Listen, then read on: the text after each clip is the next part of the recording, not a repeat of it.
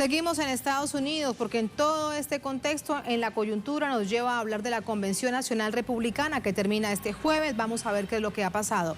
Hablamos a esta hora desde Ciudad de México con nuestra jefe de la corresponsalía allí, también nuestra corresponsal para América del Norte, Aiza García. Aiza, ¿cómo te va? Muy buenas tardes aún para ti. Lo que ha pasado y lo que pasará esta noche. ¿Cómo te va? Adelante. Bueno, pues empecemos hablando por las protestas raciales, por la violencia policial en Wisconsin en contra de un hombre afroamericano que coinciden con la celebración de la convención del Partido Republicano que busca apuntalar a Donald Trump rumbo a los comicios presidenciales del próximo 3 de noviembre. Y son las movilizaciones, los disturbios por 3 noches consecutivas, así como el clamor de justicia social, los que capitalizan la opinión pública en Estados Unidos. 7 disparos a mansalva recibió un hombre negro de 29 años, identificado como Jacob Blake, el domingo en la tarde, delante de sus hijos.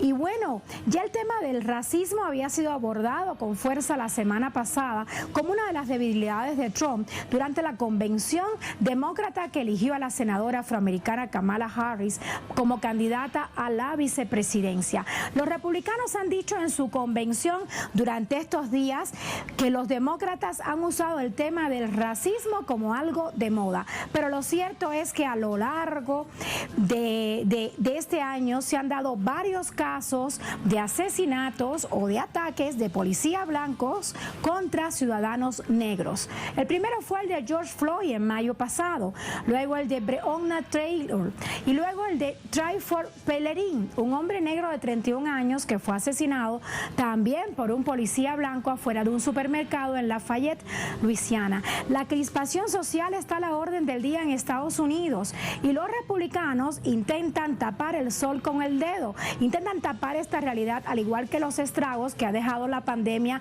en el país más afectado por la COVID en el mundo.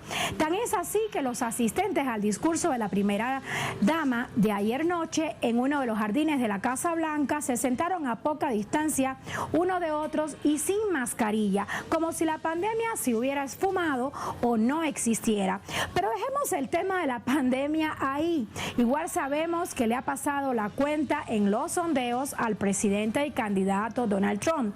Las encuestas favorecen a su oponente, el demócrata Joe Biden, el que prometió acabar con la injusticia racial.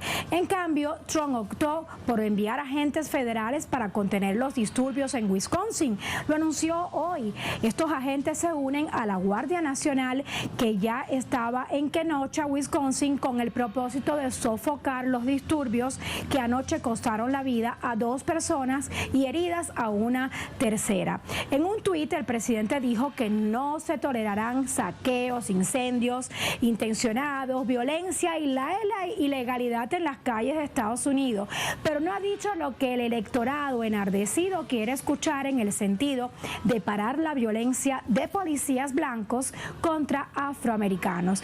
Entre tanto, Jacob Blake, de 29 años, se debate entre la vida y la muerte en una ciudad donde nuevamente inició el toque de queda hoy a las 19 horas GMT. ¿Y qué se espera este miércoles en la convención? Pues tocará el turno al vicepresidente Mike Pence y su esposa Karen Pence. También intervendrá la consejera de la Casa Blanca, Kellyanne Conway, las senadoras Marsha Blackmore y Joni Ernst, la gobernadora de Dakota del Sur, Kristi Noem, entre otros, como la nuera del presidente Lara Trump. Así las cosas, faltan 68 días para las elecciones y Trump no es quien encabeza las encuestas rumbo a los comicios del 3 de noviembre. Los estadounidenses le cuestionan la injusticia racial, el mal manejo de la pandemia de la COVID, que ha dejado casi 180,000 muertos y más de 6 millones de contagiados. Y claro, le cuestionan por el desplome de la economía con millones de desempleados. Algo para preguntarte antes de despedirte, porque vemos que el presidente Trump, bien dices, quedan poco más de 60 días para las elecciones, mantiene su misma postura, ley y orden, como lo veíamos en un tuit hoy, que hacías referencia. Así que ¿Qué dicen dentro de Estados Unidos los expertos, los analistas, que mantenga en medio de todo este caos, una situación tan compleja en la que vive el país, que él mantenga la misma línea de carácter electoral, Aiza? Pues justamente es una forma de obviar lo obvio, es una forma de ignorar la realidad.